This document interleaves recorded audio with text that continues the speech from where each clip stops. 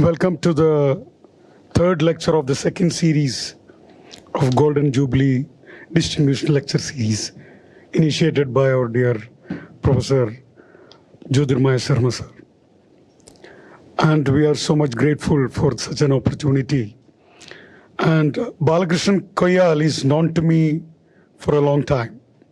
Luckily, we both were roommates when we were trained by a set of folklorists in 1994 as part of the Fossils Folklore Workshop Series.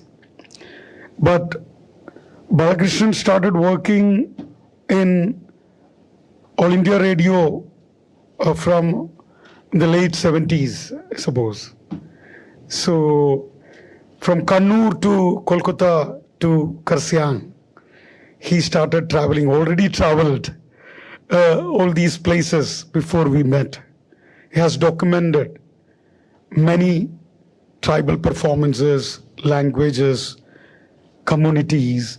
He had a wonderful time with visiting Durga Puja pandals and making programs with that pandals, etc., etc. Early, young, as interestingly, Balakrishnan was just telling me he had many, he's been doing programs without the audience because a radio pecs always do without the audience. So I was a little worried there were no audience initially. So he was telling that's true. You know, he might have done quite a lot of programs in more than 37 years of radio days. And he has wonderfully retired from my own place, Cochin. So I should add from Karsang to Cochin as the head of the Cochin FM station. He has literally revolutionized a program called Veedum Vailum, the house and the agricultural land, with his own inputs. And interestingly, what happened, he got a lot of chance to put in lots of folklore into that particular program, and it was it's a very interesting thing. So, funnily, because of our conduciveness of the All India Radio, and the ephemerality of the performances and the programs, most of the tapes are recorded, retaped, and so much of programs are lost, luckily. So it might have been a chance for him to start thinking about how can we preserve the archives, or how can we get into archiving for further dissemination. Interestingly, I always felt so much jealous about him because in his Delhi days, when he was so young in the radio, he could listen to the wonderful musicians live, close, you know, such a beautiful chance, such a wonderful chance. No one will get that kind of a chance to listen to the original music. So I'm not extending it. He is a senior media personality who presently use radio for children and going to schools and making children aware about how they can build radio stations, how they can make programs, and how they can utilize radio as a teaching tool. Such a wonderful program. He's been doing that at present. And after retirement, he started doing so many things. He started publishing. He published Folk Arts Form of Kerala, Theyyam Culture. Then he started a couple of books in Hindi, then many books in Malayalam, and now he's editing a magazine called Samayam from Kannur. So I'm not extending it. I welcome Balakrishna Koyyal for the presentation. Good evening, Dr. Joly, who is on the chair, Professor Sharma, respected Dean, faculty members and dear students. It's a really a great privilege for me because I am from a very entirely different arena called broadcasting. That's why we are not much concerned with the mic, the input as well as the output. A slight variation may make the entire show collapsing. And interfering when we talk again is a dangerous input. Of course, these are the things part of our documentation also. So we will discuss it in detail later. We are discussing about folk culture. Why folk culture? Here, folk culture is a crucial part of our culture. It's a part of our tradition. But it doesn't go with the term tradition. It is even very much relevant today. How relevant it is, that's an area where what we will be discussing. I will just cite a few examples. The visual media or the audio media will be playing a lot of ads. Some ads are more beautiful than the program. So creatively made, its text, its visuals, its audio, all are very, very creatively carved out. And the challenge before an ad person is, his time is very, very precious. It may cost lakhs of rupees for a major media unit. So even a second cost more than a lakh. So bringing, that much content into such a capsule is a great creative challenge. That's a different story. Again, the ad has to reach our mind. Not only the mind, it has to go into our heart. That's again a great challenge. How one can make that ad going straight in the hearts of the people is a great challenge again. And one very important input in that process is folk culture. You take any ad, you may feel, at a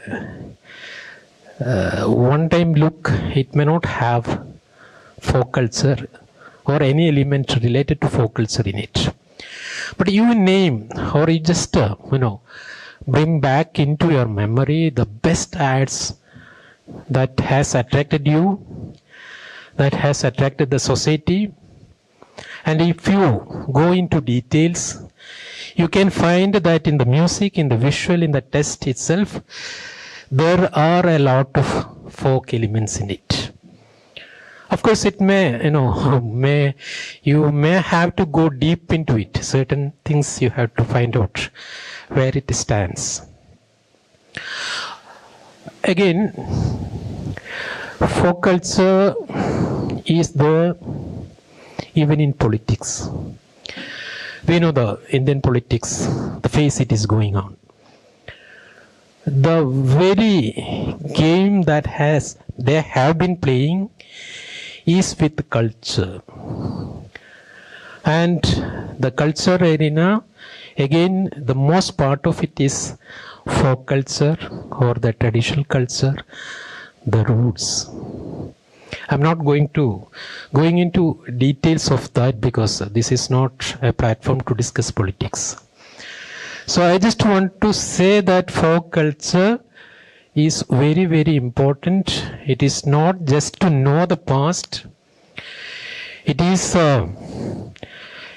To address the challenges of the present day society, we have to go into the details. We have to analyze the elements of tradition, of folk culture in it. Again, for future, if one has to take the society into the future arena, one has to be thoroughly conversant with the folk culture of that particular society. Well, again, we jump into the phase of documenting. Why do we document? Why should we go for document? You see, I have a slide, I have a segment to discuss the Indian attitude towards documenting.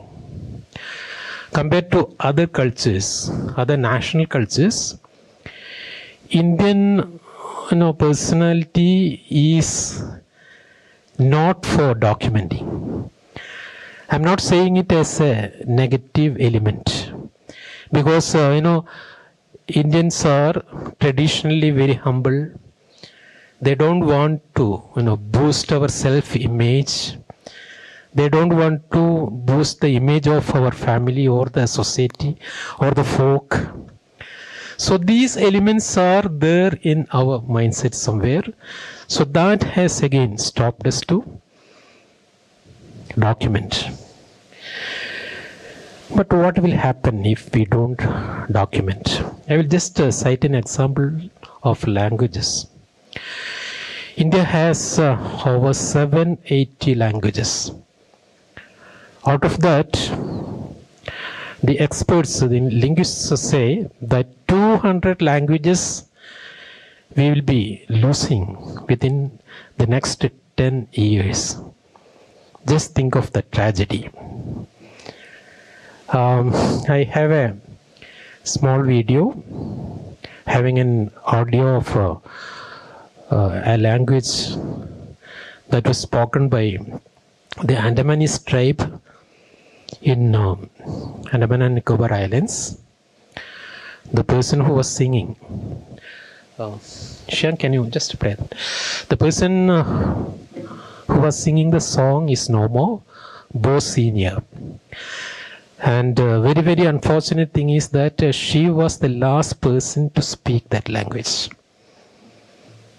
So a person, and she is the very song in the content here. Joly was asking what was the content of the song. She was sharing the inner feelings of the loss, Andaman is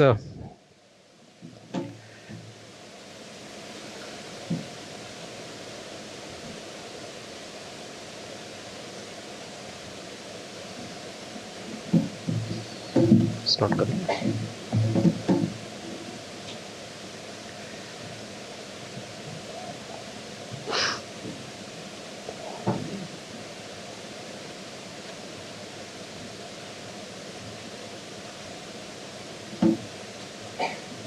Can play it.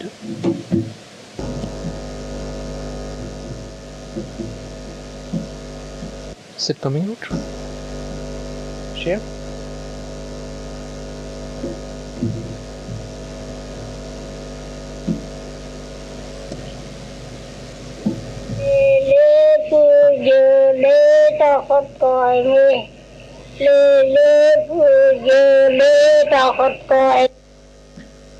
Fine, that was Bo Senior. She's no more. She passed away in 2012. She was the last person to speak her language. That language is no more. And the tragedy is that the Andamanese tribes, there are Jarvas, Andamanese, Sentinels. The recent studies, it tells us that they are over 40,000 years old. So they had that much tradition, culture, that much things to share with us. So that is no more. And the contribution of Andaman is also, we should think of it. They are the first people to come out against the British. They fought a war in, some of you must be knowing it, the Aberdeen area, the Aberdeen revolt, that's what the Britishers named it. Unfortunately, it failed. That time the population was around 6,000. Now, if you go to Andaman Islands, Port Blair, we can find a few persons of that tribe, but they are not that original, it's all mixed. So that means within a span of, say, 50 years or 75 years or 100 years, that tribe has also vanished. That tribe which has fought the first war of independence. You know, we enjoy the privileges of independent India. We are the generation of beneficiaries of that. Those tribe is no more. So this is the history, you know. Say two things. Documenting it's not merely a mechanical thing. You have a duty to do it. You have a duty to do not merely the audio, video or text or whatever it is. You have the duty to see it in real sense. You have the duty to preserve it, what values they have. So that is what makes a person a real documentation artist or documentation professional. Now, my video is not about Andamanese, it's about Jarwa. Some of you might have heard about Jarwa. It is one of the oldest, rare, the most disturbed tribe in the world. Earlier, their population was in thousands. Now it is around between 200 and 300. And that too, they are still there because they were not mingling with the mainstream society. And the danger was that they went mingling with the mainstream society. Whereas the Jarwas, when I went to Andamans long back, some 3 decades back, people told me, see, as Joly said, I enjoy traveling into deep forests and hills and mountains. So the first thing I want to do was to travel into the deep forests of Andamans. So my friends and colleagues in All India Radio said, no, you should not play your game here because Jarwas are there. They are now spread in various islands, various spots. They may shoot whoever, comes into their sight. And there is a saying in Andamans, even it is still there, if a person who is there to see the Jarwa, he will be no more to tell the story. Because the moment an outsider is visible, at their sight, they will shoot the arrow. And the arrow is so professionally, skillfully made and shot, and sort of, natural poison is applied at the tip of the arrow. So the person will be no more within few hours. That's how it happens. And they are also, called man-eaters, even by Britishers, but actually they are not. They are very loving because I am one of the first person to go into the documenting or to get acquainted with the Jarwa. Till the time I went to Andamans, Jarwas were not mingling at all with the mainstream community there. Occasionally the government department used to send some gifts in the form of coconut or boiled rice, which they love to eat. Otherwise, they will be normally eating, they are fully naked. They will be eating some, fish, turtles, then roots, fruits and leaves and all. Fully, natural life. The boiled rice is the only thing they were allowed to give. Of course, when I went, they were not mingling, and how the things all on a sudden had a dramatic change. The change happened when a boy, 14 years boy, Jarwa boy, we called him M.A. later. He was not having that name. We preferably called him MA. He got injured, fatally injured in a tussle with his own tribe or maybe some other tribes. The contact party, that's what we call. The government sent a few persons who are little bit having contacts with these tribes. So they will be going occasionally in their settlements. So they saw him in the forest, fatally injured. They brought him to the government hospital. There is only government hospital in those days. I don't know whether private hospital is there now. GB Pant Hospital, very good hospital, lot of facilities. And he was brought into hospital. But the medical team was in a country, because this is a Jarwa boy who doesn't, they don't wear any dress. They don't normally eat any other outside food. They never had any medicine other than their natural, medicines. So how to treat? Can you give antibiotic? Can you give an injection? Can you give a tablet? What medicine? How the body will react? That was a great country. They were. I was there. That was the time it happened. So, they gave slow dose medicines, and I will cut short because time is very important. He came back to life. Initially, he was very resistant, very restless, angry, frustrated, because he is away, cut off from his own team of people. He is in a very different environment. Of course, the bed is very, very posh. The rooms are well painted. The staff is well behaving. But that is not that he wanted. He wanted to go back to his. But the staff and the other contact persons, a team was made to take care of him. Team of persons from experts from Anthropological Survey of India, then medical team, that contact team, which used to go to the tribal settlements, and slowly he was made comfortable. And that was a great, crucial change, because finally he was sent, went back to his folk, rather, or tribe. Then he sent the good word. Till then, what happens is, they never experienced a good word about the outsiders. Outsiders, they will come, they will, fight with the tribes, they will exploit the tribes, they will take away their resources, the fish, turtles, they cut the woods, the forest deforestation is there. So they were, the thing is that it is their own, that's what they feel. Our departments has a different, bunch of documents which says whose land it is. It's a different story. But for them, it is their own land, their own tree. They have grown up with that tree. They love it.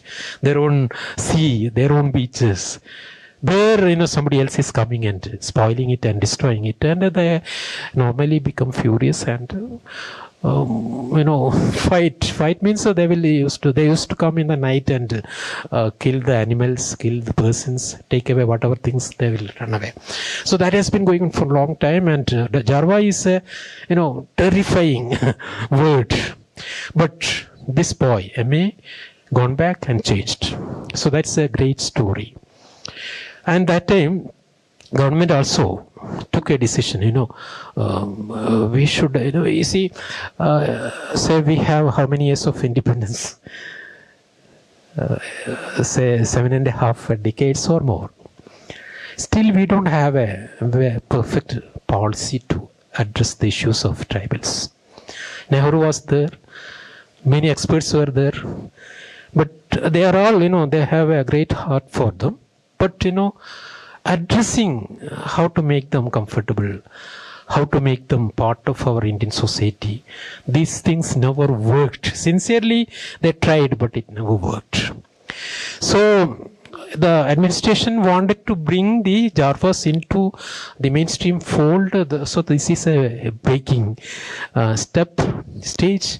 So, that was made use of, and slowly, Jarwas were slowly they started coming out.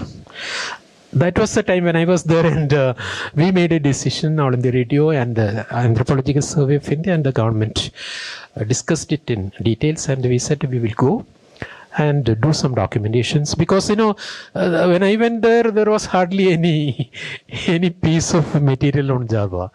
How they speak, how they sing, what is, nothing.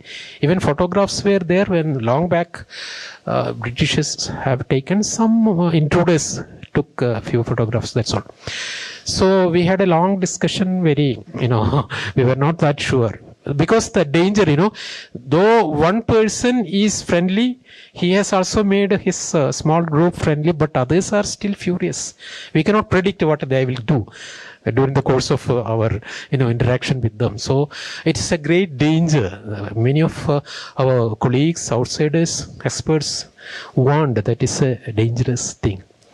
But we made, initially we send casually some persons with this team, contact persons, anthropology, on the radio, went okay, not that much problem, because we have to ensure that ME is there with the team, so that things will be comfortable. Then I went with a formal documentation as a team. It is full of thrill, excitement. Again, an element of fear somewhere in my heart, what will happen in there. Of course, that was one of the most memorable moments I had in my life as a broadcaster. We went there, we interacted with them. Very nice persons, very nicely behaved. We recorded a few words, few interviews. We cannot call it into some utterings they have been doing, and they were curiously looking at our recording devices. Somebody want to, say a few of them are okay, but others are there still, they're with the face and all, we can see that they are not that friendly with us.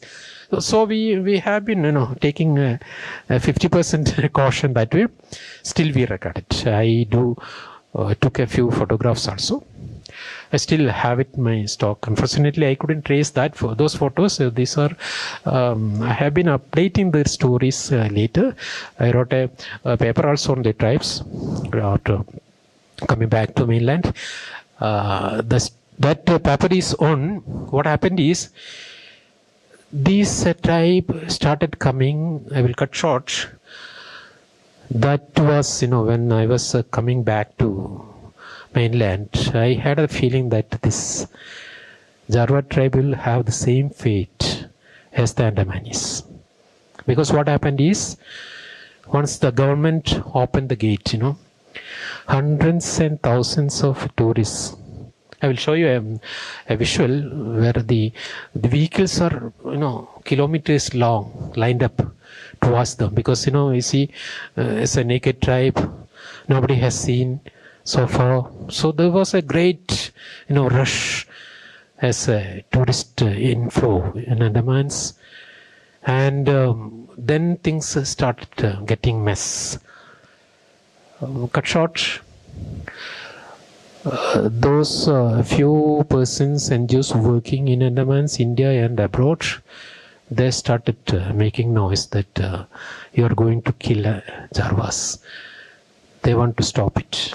And government was not in a mood to, because the flow of tourists were a very interesting aspect for them. They went to Supreme Court and got a verdict stopping the entire activities in the Jarwa region.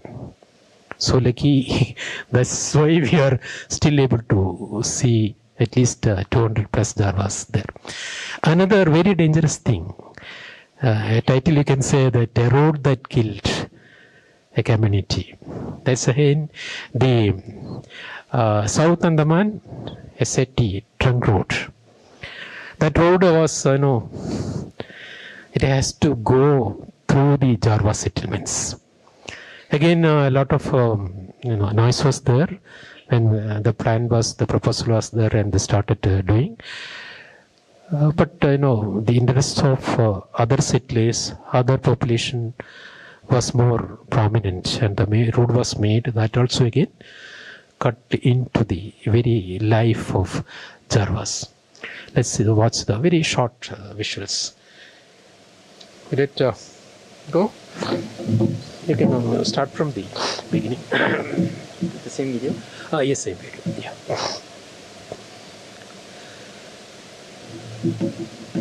This is the boy, you know, Emi. This is the boss.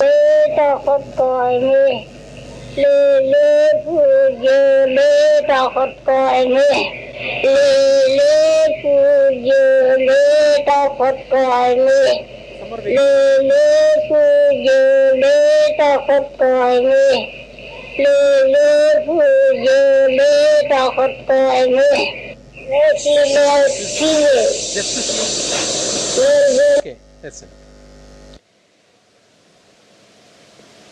Oh, shame.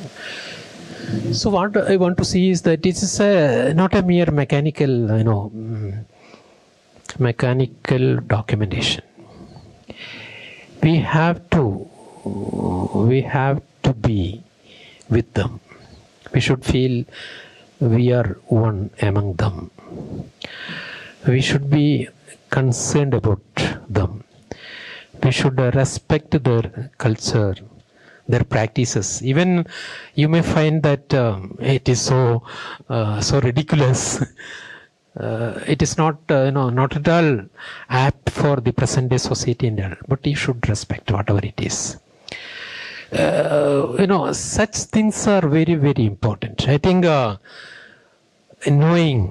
learning folk culture transform one from a documentation professional who is not at all concerned with the crowd, concerned with the folk culture, that study of folklore, study of folk culture, or even culture, that transforms you to a person who is a real documentation professional. That's very, very important.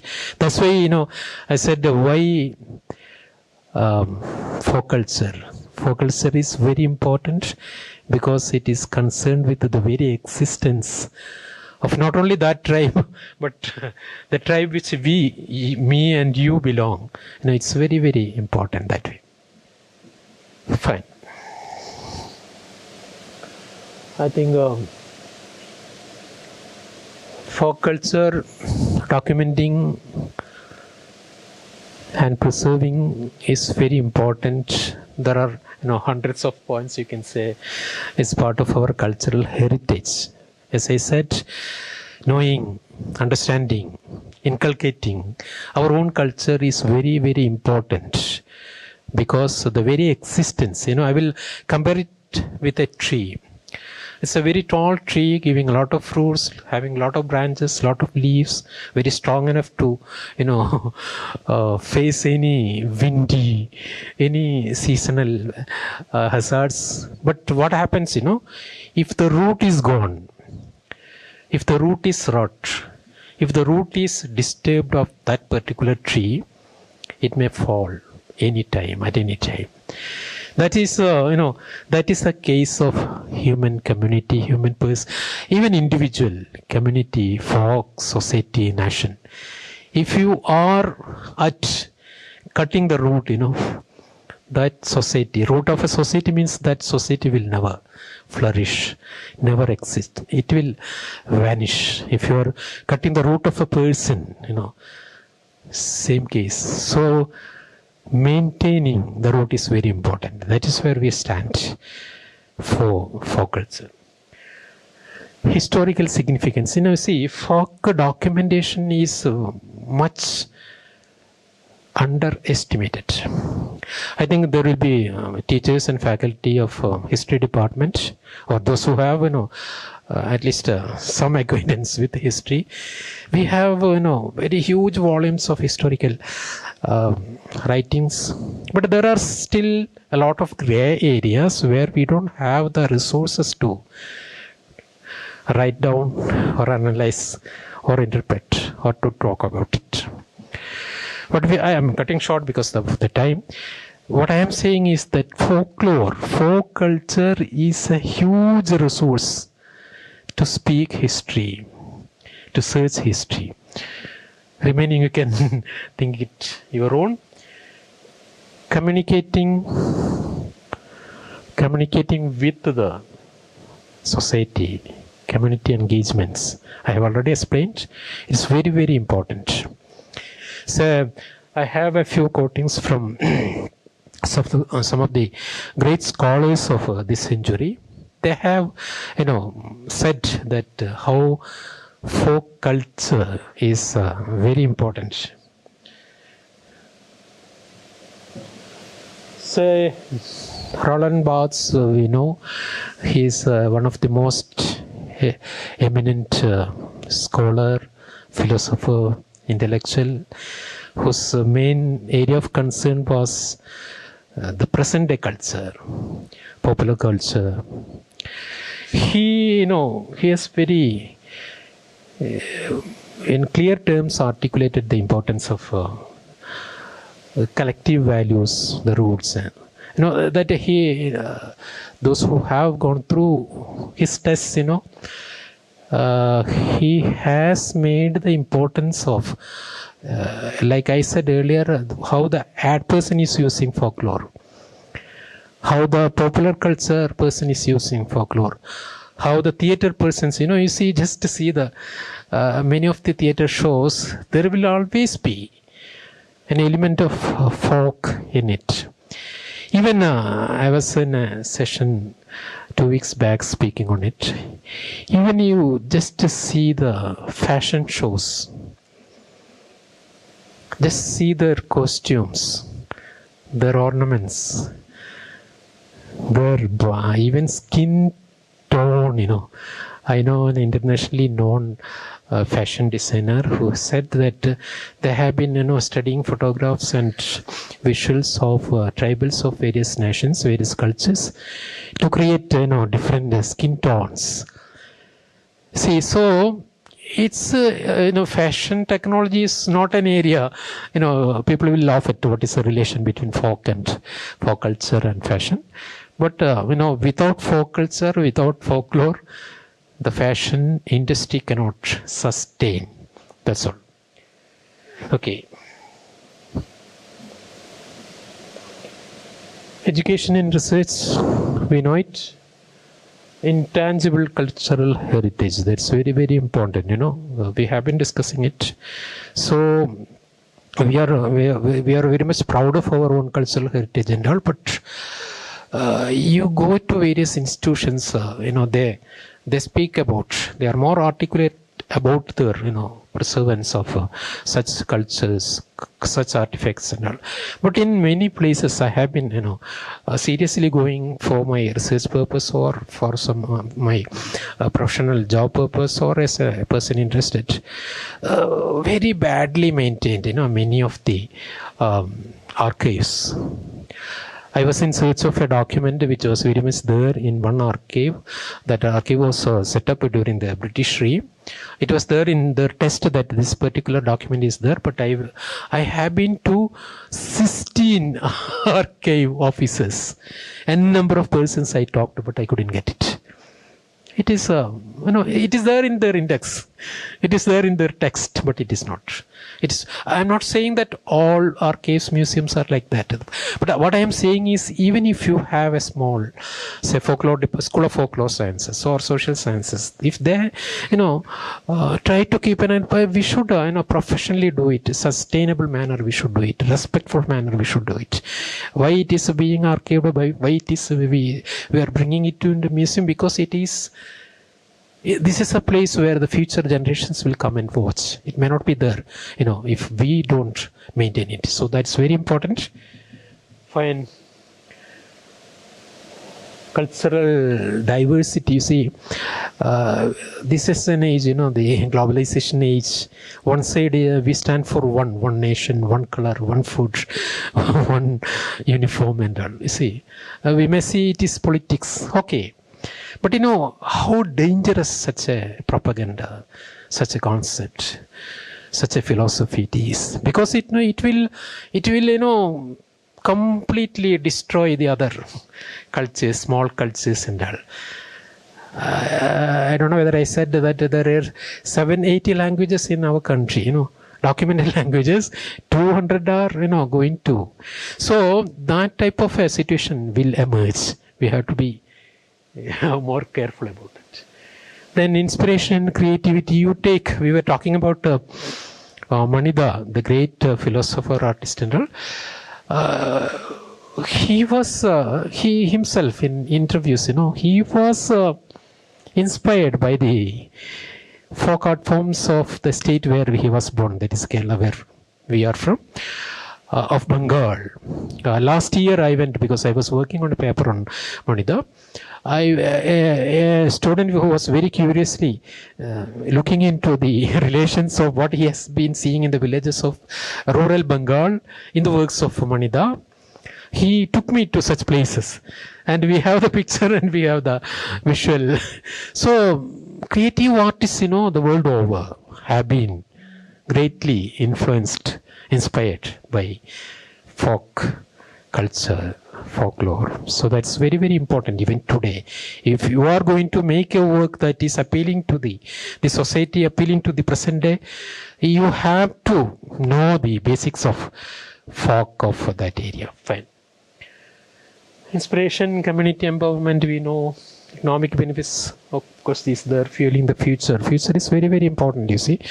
So the unfortunate thing is that, we, those who, including me, it's a self-criticism, those we are working in the field of folklore, we never associate it with, connect it with politics, because politics we have an apathy allergy, because it's something rot, dirty and all. That's what many say. But what I say is that it is, shaping our life. What dress I should wear, that has to be decided by the lawmakers. So what platforms I should speak, it is being monitored by them. What words I am uttering. So that's very important. Our political system has to be diverse. Everybody should have a space, whether small or big or whatever it is. Not only human beings, the space has to be there for. That's what folklore teaches us. It has to be there for the nature, the trees, the beaches, the seas, the rivers, the streams. It has, we should give a space. In our, new developmental terminology, these things are not there. That is a great danger. I am coming from Kerala, where Wayanad, such a sad story. Hundreds of persons, 2-3 villages, entire villages washed away, nobody is there remaining. It is because we fail to care the nature. We, even experts like Gadgil has warned, many others also, that this is going to happen if we are not taking corrective measures, and that's what happened. So this is very, very important. That's what I'm saying. Future, if you are to stay a few years more, we are to allow a few generations to live in this earth, we should care. We should care folklore, as I have been telling. Fine. Yeah, these are the details. We don't have that much time. Bards, we have told you this is Antonio Gramsci. You must be knowing, one of the great post-Marxist philosopher, linguist. He has, his cultural hegemony essay is something very great. He has went deep into the folk culture, the elements and all. Of course, he has, he has looked at it from the Marxist point of view. Fine. So what I want to say is that normally, if we listen to a presentation by a folklorist, means it will be only there, Grimm's or Alan Dender's but we should stretch our canvas. We should associate sociology, politics, anthropology, sciences. Then only, it will get enriched, as well as it will get the strength to address the issues we are facing in the present day society. Fine. I'm just touching upon a few names, those who have went deep into the area of folk culture. Okay. Many Indian scholars too Yeah, we were speaking about why the inclination to document. That's an interesting thing. But I feel I have already told you that there is an element of the that stops you to boost yourself. That stops you to boost your about your own society. That thing is there.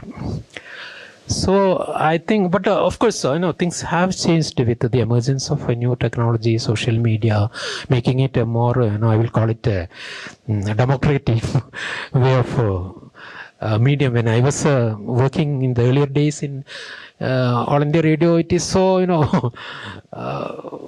it is much restricted. But now anybody can, make a content and broadcast without any cost. Earlier, a radio station used to cost in crores. Now you can, it's with a mobile phone and a network connection, you can broadcast your own content. So the earlier things, the oral tradition, these were the media which were made use of by the traditional communities, traditional folk communities. Then limited written records. Colonial era, again, lack of preservation. The colonial era, of course, we have in almost all Indian languages, the serious documentation started with the colonial era. Many very professionally they have, because the Britishers are the most, the best persons in the world to document. If you get a chance to go to the museums maintained by them, you will feel that how professionally, how respectfully, how interestingly they have collected, maintained, and again it is open to all. So, but one element is there. That's what I want to say. The things which I mentioned is known to you. This element, there is a colonial perspective in their documentation. So even as a students of research students, when you go to a content which was made by the Britishers or for that matter any foreign agency, you have to look at it with a filter, because they have their own interest. At least most of them. I won't say all of them, most of them. But when I record my own community, you record your own people. Say Chiang is from Nagaland.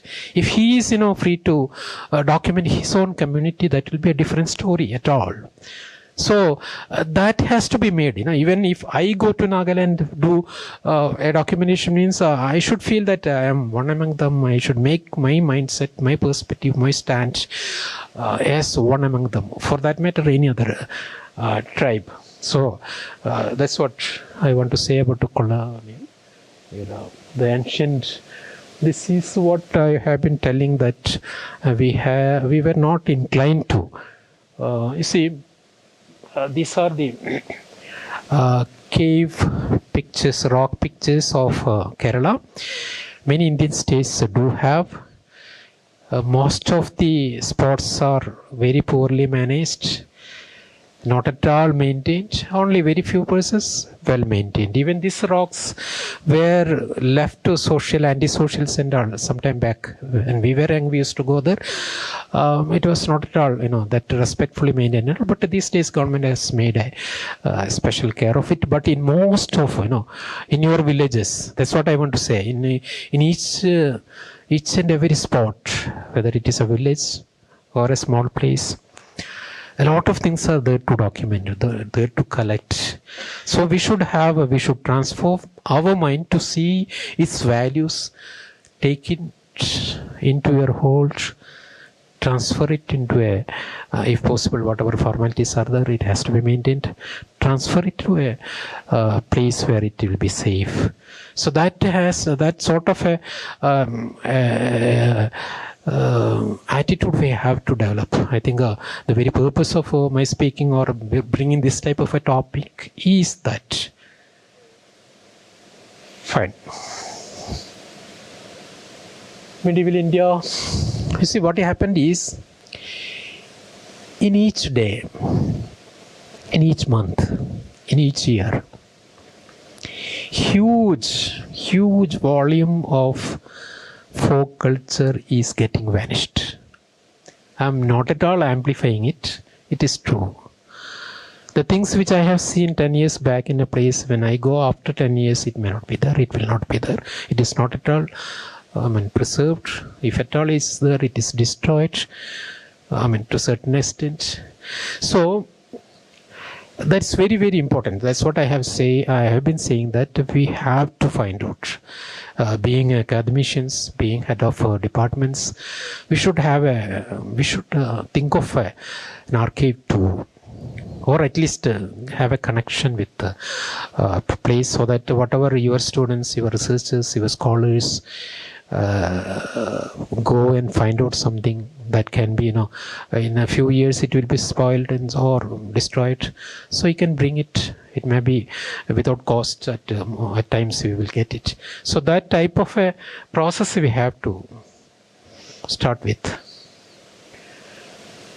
So we have already discussed that this lack of interest in self-promotion, but with the emergence of social media and new technology, cost-effective, things are changing, isn't it? Fine.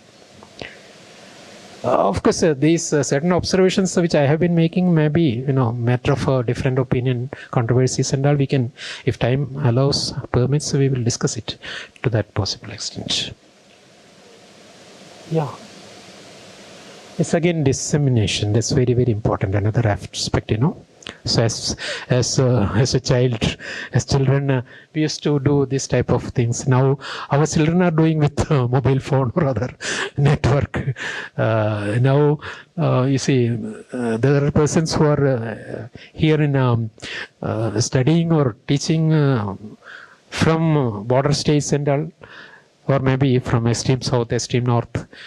They don't feel that much as what we felt 10, 20, 30 years back, because the communication facilities have made it. What I want to say is that these facilities are more democratic, more cost effective.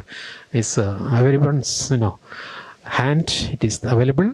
So we should make of our documenting and preserving traditional cultural values. See, this is maybe some persons are from Bengal, Kolkata Durga Puja 2022. They are looking at, they are taking a selfie. See, just to see the energy in their face. So earlier, people used to, when I was, our office is near the Ghats in Kolkata, where the immersion will take place. So I used to go in those days. People will make run away, taking any documentation or going near to that and all. Those, that culture is changed. Now they are happily, they are much into the process, into the ritual, but still they are happily enjoying taking a selfie.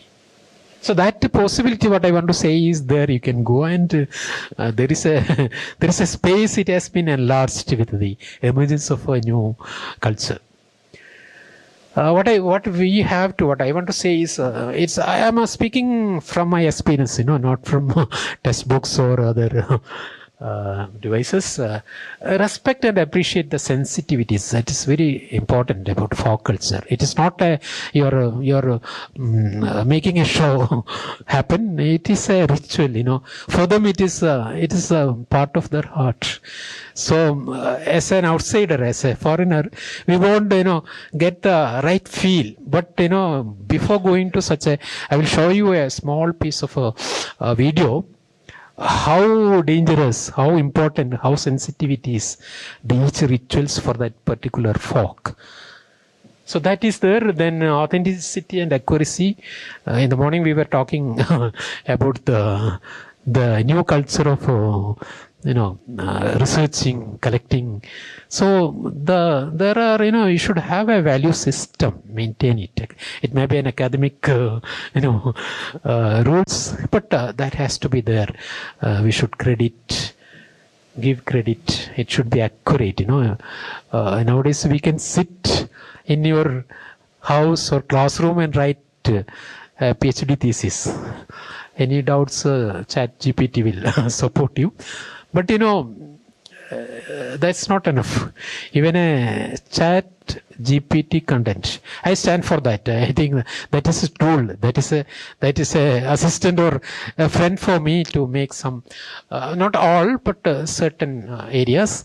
But we should stand as a human being. We should not be a slave to ChatGPT, but we should make ChatGPT slave. So authenticity and accuracy is very important. Contextualization, that's very important. Context, folklore is dead without outside the context. That's very, very important. There is a number of huge volumes of folklore literature talking about the context. So the context is very important. I will show you, as I said, a small video where it happens, why it happens. With them, how they feel at it, not I feel it as a person who has gone to see that particular event. So that's a very important. Permission, consent as far as possible. Take permission. That's very important. That we should, take lessons from Britishers or foreigners who are coming. They will ask, may I take it? Not all of them, but many of them. So that's very important. Then sustainability, again, that is there. Tell the audience about the cultural significance of the contest. We have already discussed. Preserve integrity. That's very, very important. Fine. So let's do it. Documentation. That's very important. We should be bold enough. We should not. All these things I have explained. So at least some doubts you will have. It will be very difficult for go and do the documentation. But let's do it. We should be bold enough. First thing, it's culture specific. As I have said that it is happening in a cultural contest. It is happening in a folk culture contest. So that contest, that sensitivity, we have to keep it in mind. Documenting folk culture is complex and delicate. Okay, I think Xiang, we will play a video and then go to that part. How long we can go there?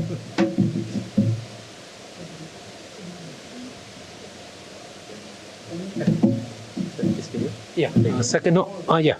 Video is 1.5 minutes. Please wait.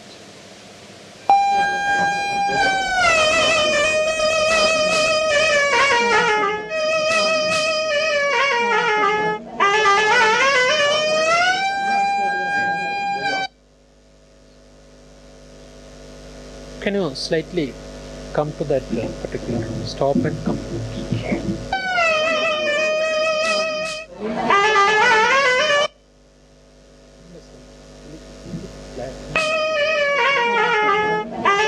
So, see the facial writing, I think Sri Ragi is doing his research on that. Facial writing of Teyyam. It's a folk ritual performance form in North Kerala, especially in Kannur and Kasaragod districts of Kerala, where I am coming from. See, they are mostly literate people. They make the colors. This is everything is that natural coconut leaves and all, as precious and all. So, but still, how saying beautifully is a minimum commendation. Fine. And see, when they sit for writing, they don't like to get disturbed and all. So whenever I go for a documentation, I first talk to them. I should not disturb, but still we should have a quality footage. So that is possible. That's what I want to say. Fine.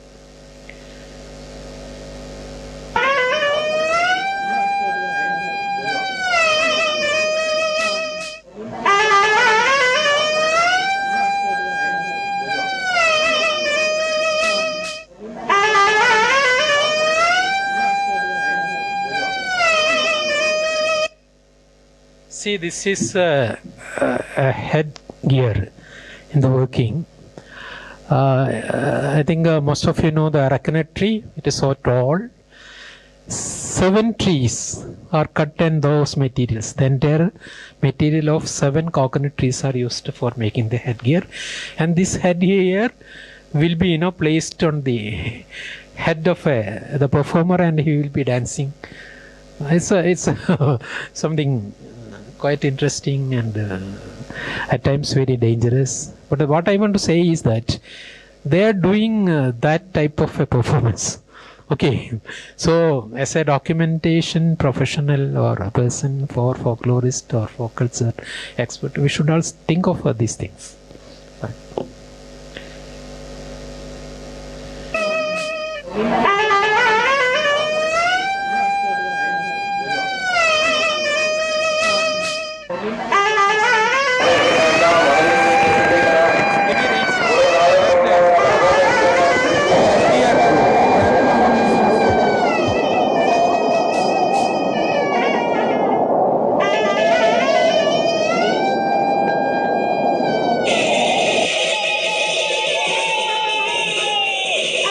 It's a huge fire.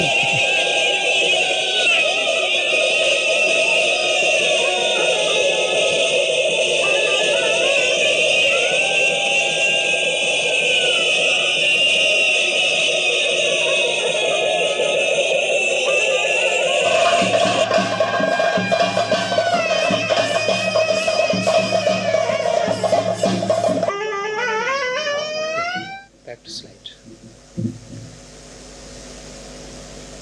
Slide up. Score. Okay. See, in a certain folk performance, it is fully charged. They have they should have a 100% concentration. It is required for the performer. If we go with the camera or the audio system or whatever devices you have, and you should not disturb. Still you can do it, but see that it is not disturbed. So in certain places it is a possessed performance. So that's very, very important. That is sensitivity you have to take care of. Say gear, should I speak about the gear? What I want to say is that most of the places, I am a man from media. I have worked both in audio and visual media, especially in audio medium over 30 years. My experience is that we people are the best in mishandling documenting devices. I said the best in mishandling. You see, just I'm not criticizing anybody. This is a very, very good hall. A lot of facilities, very comfortable. But when I am making the make to carry my voice in an appropriate manner. But when Joly was speaking, it was getting cropped. It was getting missing. It's because we give least care in using the gear. Even this microphone, we call it as broadcasters, we call it is a living being. So if I come to this side and speak, the voice is gone. Even it will get distorted. Every mic, there are different types of, hundreds of types of mics are there. It has each purpose. Certain mics are made to speak from hall. Certain mics are to sing for interview. Even for a crowded, noisy place, you can take perfect bite with a certain type of mics. A lot of things are there. It need another day to explain that. What I want to say, whatever devices, it is cost-effective devices are there. The gear, whether it is audio recording or visual recording or test, you should you should have the basic knowledge. As I said earlier, we should respect the microphone. Some persons will just keep it to throw it. One throw means 10% of the quality of the microphone will go down. Say if our own child, what will happen? We drop. We will make comfortably to sit. I think each person's handling the microphone should take care of it, and it has a a range. We should understand. It has a direction. The mic was here. Chiang, I asked him, can we, because that is not the, if that is space means I have to address this side. See how awkward it is. So this is the, I mean, these are simple things. It is not a, element which I should speak to such an audience, but sometimes at times it's painful for us. Anyway, so it should be direct, face to face, because you're looking at me, you're smiling, you are even more hating. It energizes me, or it will even bring down my energy level, and it's very important when you go for a performance, and all will understand how important the microphone is. So great singers, some earlier days, they used to take I think Professor Sharma knows it, the entire baggage of recording and broadcasting and amplifiers, microphones and all. There they have some singers in the West, they have a ship full of this type of things, and they will use only that, no other extra element, nothing doing, because that is very, very important for their performance. So when I see some of the recordings, some of the visual footage and all, the quality is the best in worst. There is no benchmark below that. That's why I cannot grade it down. So at least when you go for that, take care of it. It's very easy. It's not that big a thing and all. It's a big area. I think the time is closing. Yeah, be professional. This is an era of master of all trades. So you can be a professional in documenting, handling the gear. So it's not a big thing. So post recording is very important. There are scholars, there are documentation. They will do running, going, recording. Dump it. If you go to many of the rooms of university rooms and all, it will be dumped. All documents, texts, books, research papers, research journals, everything will be dumped. We are not we don't have the space in our mind to, organize it so that it can make use in future, retrieve it, also open. That's very important. Many of Indian museums, many of Indian archives, they are very, very reluctant to open their internal doors. That's very, very, the bad. I use the minimum word bad. Then what for it is there? Just to get fungus, or after, some, in many institutions, that one director goes, the entire lot will be, destroyed or erased or, set to fire and all. So we should, we should have post-production. I mean, after reaching home, you should do work a little bit on it, indexing, just see the quality, just to see that you can make use it. And you make use. Because, the project file, that term I want to use it. Everybody has project files. You will be doing a lot of recordings, documentation, fieldworks. Only 1% or less than 1% will be made use for that particular study. The entire, footage is there. You can make use it. How rich you are, you will realize later. Some persons, will destroy it or will just dump it. So post recording is very important. Post production is also important. There is a mechanical thing, post production. That is another area which we don't have time to speak. Yeah, royalty status is another thing. Normally, I think folklore doesn't have come under that. It is open space. But still there has to be a paper of royalty in your mind when you go to record a person. That's what I say, paper of royalty in your mind. What is that? You should respect them. You may be a greater, you are a professor, you are a head of department, or a broadcaster, station director, or a PhD scholar. The other person, a folk, very poor, illiterate. But you are going to him, so you should respect. That is the first royalty payment you are giving them. Okay, then give credit. Make it, whatever is possible content, we can do it. Bring it into public domain, then cultural expressions, these things are there. What I want to say is that many of the scholars, I'm not criticizing this, I also do it, I'm also part of you, they don't properly recognize the persons from whom you have taken the data. Many of the top scholars are built on, such folk personalities, folk performers, but they never expose or they never disclose the identity of the person from whom he has got all the data, or the persons from whom, or the community from where, or the place from where. So I think we should change that type of an attitude, and there is nothing to lose. If you give credit, means your identity is better placed. That's what I feel. Okay. Documentation and dissemination. Yeah, I think we have been doing all these things. Sorry. Finally, I will share a small piece of experience during what you call disasters. Okay.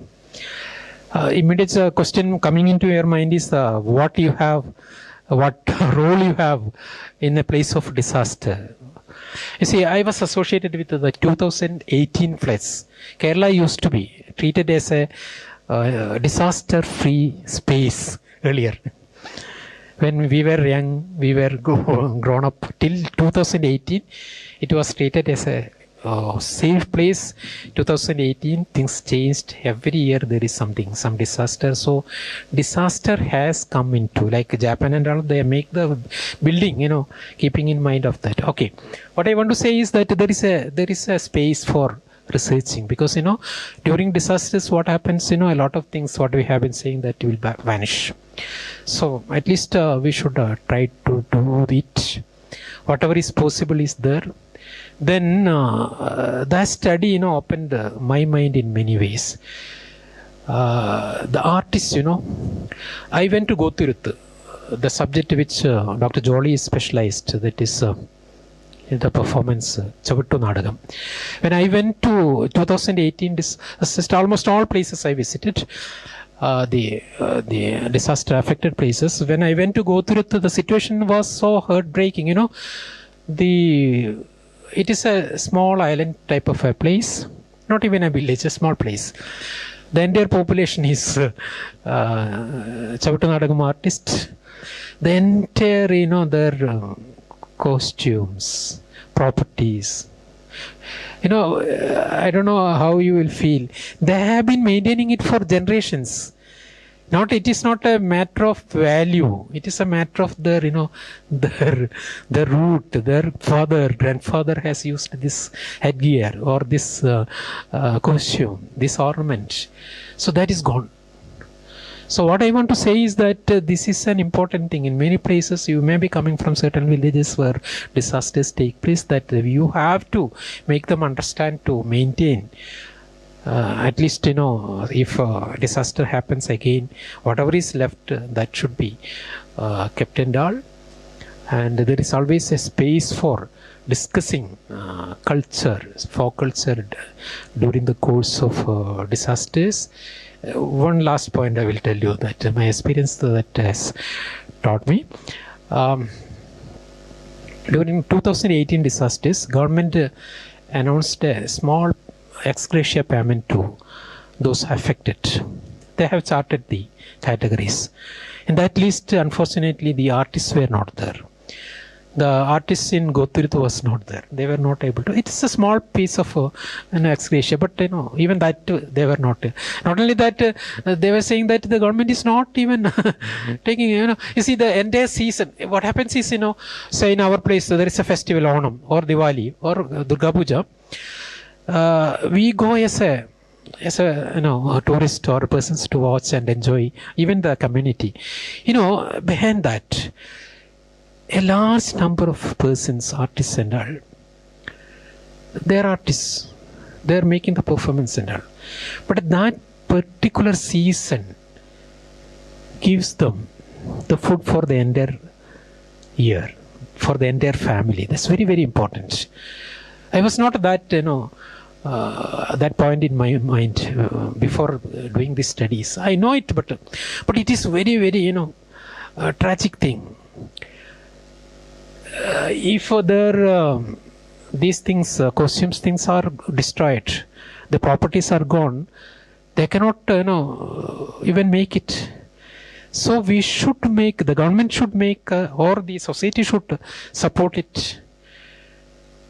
So we made a very strong campaign during 2018, and the government was forced to, I don't go in details, forced to give, or at least include the artists who have suffered as a part of the disasters. So that has given a great hand in later, because the inclusion makes them entitled for some other privileges in later years also. So that is something which I could do as part of this knowing the realities intimate as a person who went there, documented. This study was highly commended by international agencies. UN has taken and uploaded it into their own site, leaving no one behind. Lessons from the Kerala disasters. Okay, thank you very much.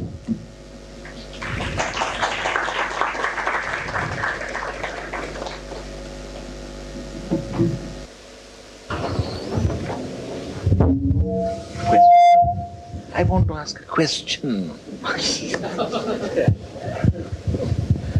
He's looking at me very worried.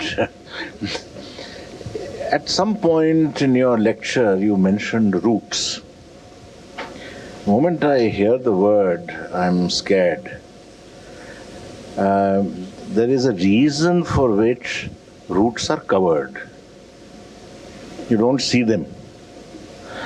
If you begin seeing roots, then people like you and me will start saying my roots are deeper and longer than yours.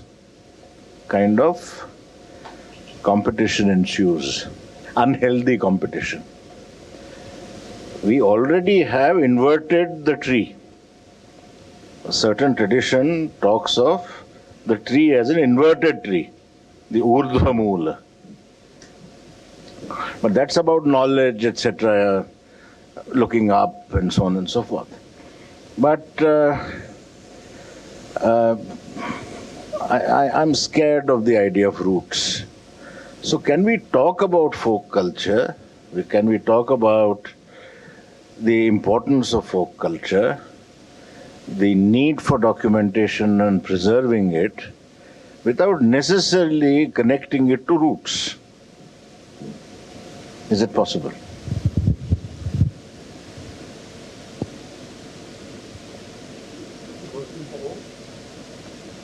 Yeah.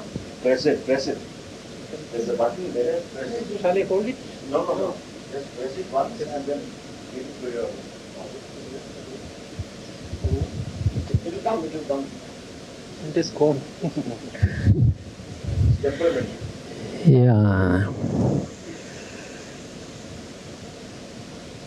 It's a very, very interesting and a very important input, the way I look at things and see things. Say, I told you I was in Andamans.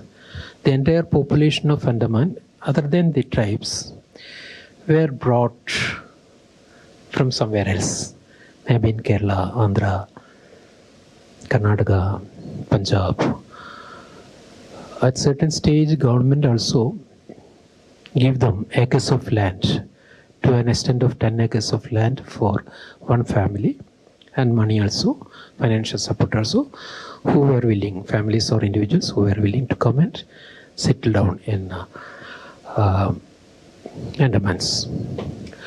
When I was there was a study which came up. The highest number of suicides in that small area. Otherwise, people are happy. There is no need for such a high elevation of the data, because most of them have government jobs or some other jobs. Fishermen, they get a lot of fish. Forest dwellers, they have a lot of resources. But this rate of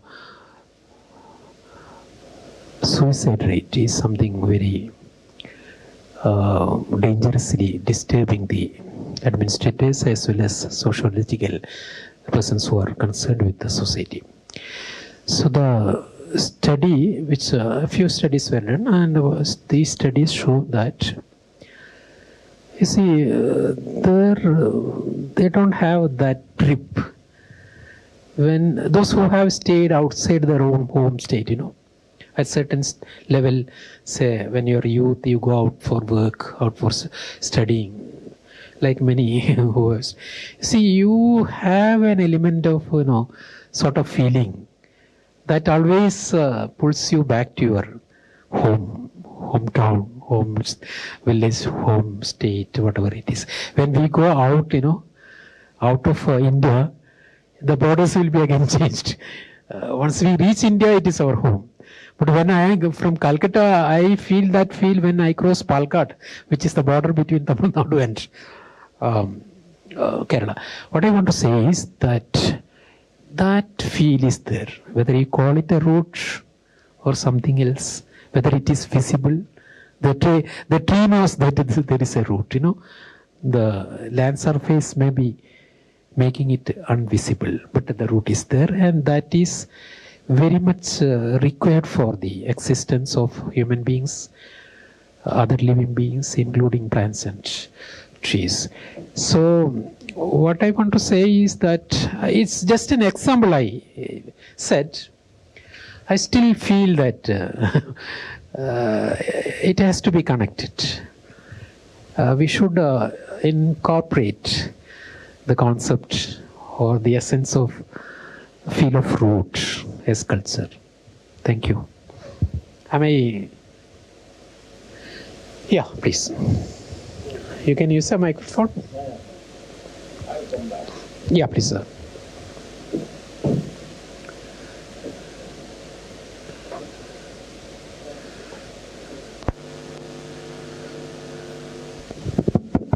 Yeah.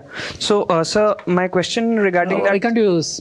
Tell your name and the department. My name is Mrityunjay Dash. I'm Mrityunjay Dash, MA first year from the Department of Political Science. Fine. So, the video you showed about the ritual being carried out north of Kerala, somewhere near Kasaragod. So, that somewhere reminded me of the very popular movie Kantara. Yeah. In that movie, they showed some kind of a folk tradition, ritual, some kind of a spiritual elevation that happens. So, how do you conceptualize this synthesis between folk culture and popular media? And second, related to that is, how well do you think the popular media actually encapsulates the essence of the folk? And is there a bright future in that segment? Because Kantara was a huge hit across the country. So can this inspire other folk tradition inspired movies, which will bring us the hidden beauty of the folk tradition and culture from all the parts of the country to the pan-Indian audience and to the unknown people like us? We didn't know that something like this is there. So how do you see this? First is, how authentic is it? And second thing is there a bright future in that regard or not? Mrityunjay, yeah? Yes, sir. Fine, Mrityunjay. It's a very good question. Unfortunately, I couldn't touch upon that area which Mrityunjay has rightly pointed out. When I document or shoot, or an artist who are working as a professional artist or freelancer, creative artist, who is looking at it, the folk culture, and making use of it, or a fashion designer, which I mentioned, making use of it. This is a wide canvas. You cannot say, yeah, what Kandara person has done is right or wrong. Okay, that's very difficult. It has to be explained. Even what I want to say is that you cannot go without taking note of it as an artist, as a folklorist, as a political scientist. It is there, okay. Then the point comes, how can you make use of it? Say, Kantara style, or the great novels are there in Kannada, like Anandamurthy. So many persons, theatre activists are there. They were all made use of it. Karnat, Karanth is a great.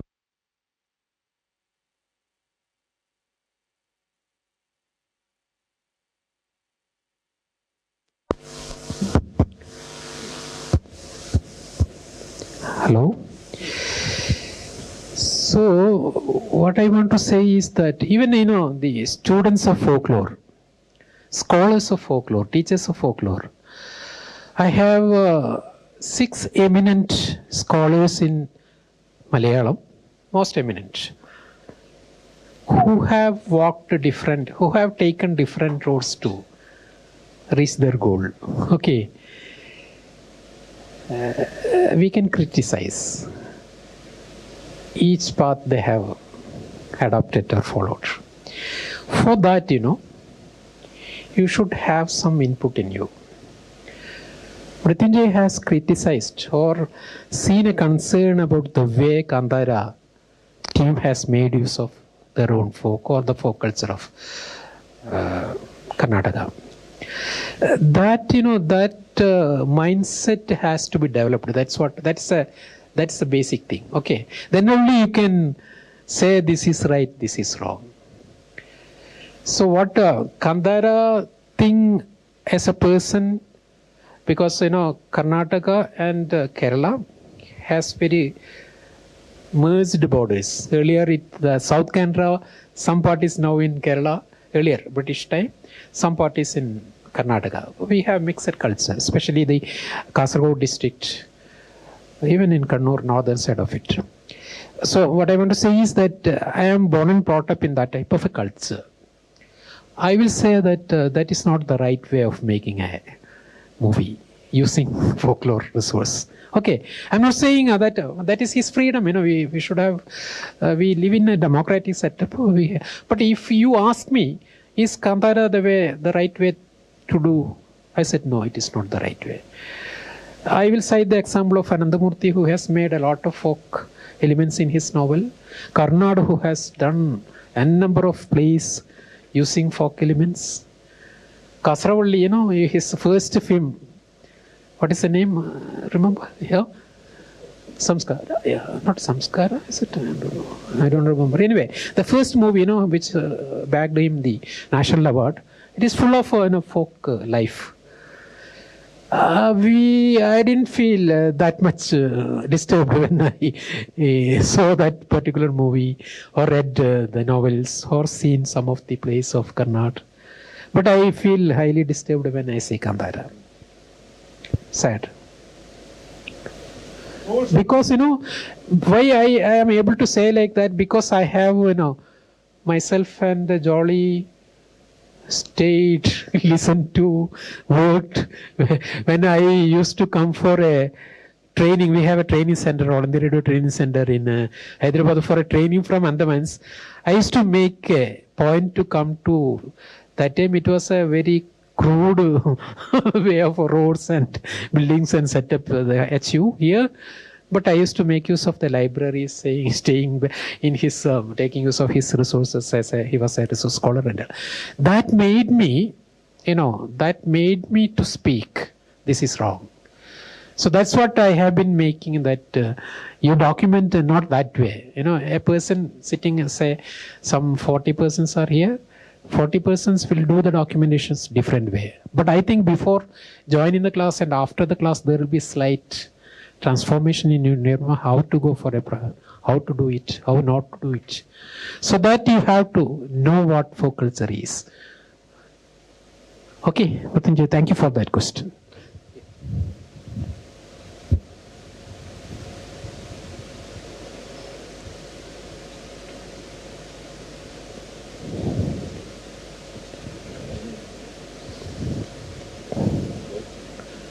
What happened to the Teyyam artists in your last part of the story? Yeah. How do they got recuperated? They lost 2 seasons. Yes. Because of one is COVID, one is flood. So 2 seasons they lost. If the Teyyam artists lose a season, it is a big harm. The lifestyle is very costly. Yeah. You see, the life of artists is so grey an area. We hardly have a clarity of what is happening. What happened in during 2018 disasters. It happened during the period of Onam, the national festival. I went to Aranmula. It's a village in Kerala having a great tradition of artisans. They make Aranmula Kannadi. It is a GI certified product, world famous mirror. It is not made of glass. Normally mirror is made of glass. This is made of metal. And the illiterate persons are doing it. Their workshops were situated in very shabby, small places on the bank of river. The entire, what happened is that they bring a special type of mud, which is a main resource for some other, the heating the metal for making it. It needs a long process and so they have kept it. They have kept the tools, everything set ready. Because this is a season, Onam season, there will be a lot of melas and all. So they will be able to sell their product that will make them live for the entire year. So the entire materials, properties were washed away. Their small, shabby workshops were washed away. Their tools were, destroyed. I went there after some 7 or 8 months. The person whom I talked to, many persons I talked to, the particular person, he's an internationally known Aranmula Kannadi maker. He was saying, with the TAs that no help has come, reached us. So sad, you see. He was standing, the dilapidated or destroyed that workshop just in front of it and tell him, you see, sir, it is not only mine. I have a little bit of resources, but others, they don't have. The entire thing is gone. And no help came. Another thing, I have some visuals and all, but due to time shortage, I couldn't show you. Aranmula is known for boat race. We know the Jawahar Trophy boat race taking place in another place which is more nationally known, but Aranmula is more traditionally beautiful.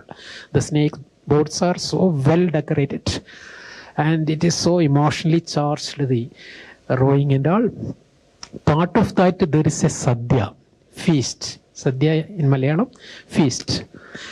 And it is, I think, one of the rare thing in the world. 70 items are served, 70 dishes are served in the leaf. I have a image there, but I couldn't discuss it. Then, if I am sitting for the meal, it is meant for the rowsman who will be going for the boat then. But we can also, have the meals. So if the person who is asking for the I want some curry, this particular curry, he'll be singing it. Okay, he'll be asking it as a song. The other person who is serving will also reply to them, no, in a song form. So culturally, linked thing. What happens is that particular season, Onam season, the boat race takes place. Part of it, the Sadhya also, feast also takes place. It came to my mind after discussing with them, the entire village living on it. Some people are fully engaged in growing the banana tree for the leaves, growing the banana for, dishes. Some are coconut, some rice cultivation in the same village. So the entire village is involved in it, and it goes back to them as a living thing, support for the entire. Once this festival doesn't takes place, their life is so horrible. We may feel that they are rich, they are okay, good shirt, better than me and all. But the thread is disturbed, broken, then the life is so much damaged and disturbed. It happens with all artists. You see, film artists, so many film artists I know, they were helpless. Their family went to poverty. I know a nationally known rhythm artist, a chanda artist, who went for the work of painting the houses. Not one, many persons. Whatever work is that. And a prominent newspaper came out with the image of a very eminent artist, rhythm artist, on his shoulder, a big, for construction work, he is carrying stone on his thing. So, and they are not made for that, not built for that. So, but for making a living there, this aspect is not known to the society. Even when we took up this type of an aspects at the higher level, at the political level, these persons belong to that particular party also. But we had initially a very, very highly negative response. Then we made it, no, it is not like that. They are, because what we feel is the artist means big revenue, big resource, lot of money. They are not to be considered as poor. It is not like that. That is only the upper layer of very few persons are in a better position, but the remainder in a very, very poor, pathetic condition. So that also we should take note of it. So Teyyam artists, same case. We have a group, whoever have some diseases, we used to give, still it is continuing, 10,000 rupees. It's a small thing. Many places such initiatives were informally taken and supporting them. A few artists, even Teyyam artists, even committed suicide. Okay, because they cannot they cannot address the pressure of economic, and not only that economic, an artist, if he is not getting a chance to perform, that is equal to killing him. I don't know how many of you will realize what I said. It is like that, An artist, whether it is a theatre artist or a folk artist or a film artist, they should get an opportunity. Of course, a little bit of money also comes with that. That is, an added on thing. But to perform. So all these are involved. So another point, sir, please permit me. Another point which me made it to, I took the lead.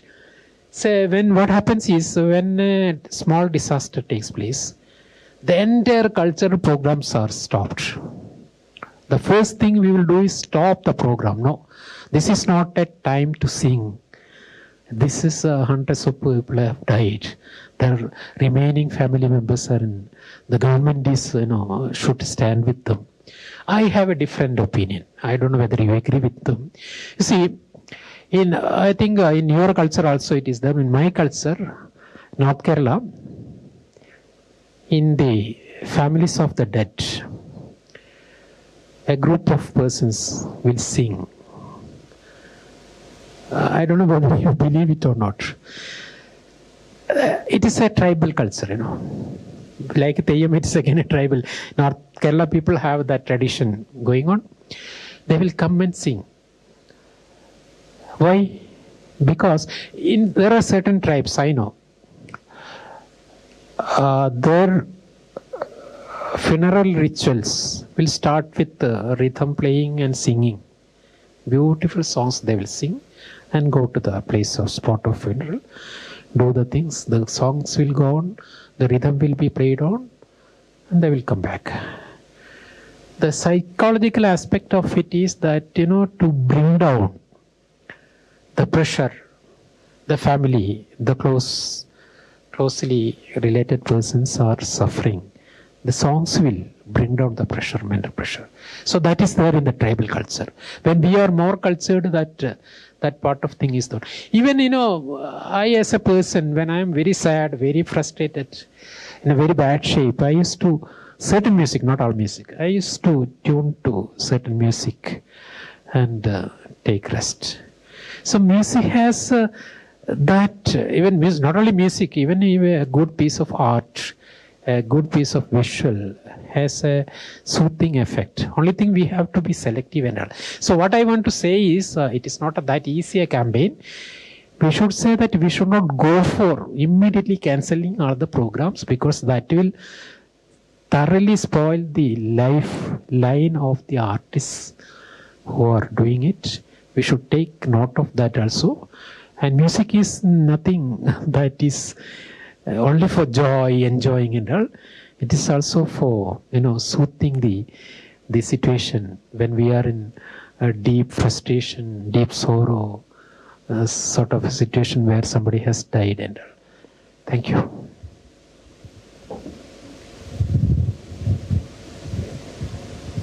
Thank you all for coming. Thank you, Balakrishna. Thank you.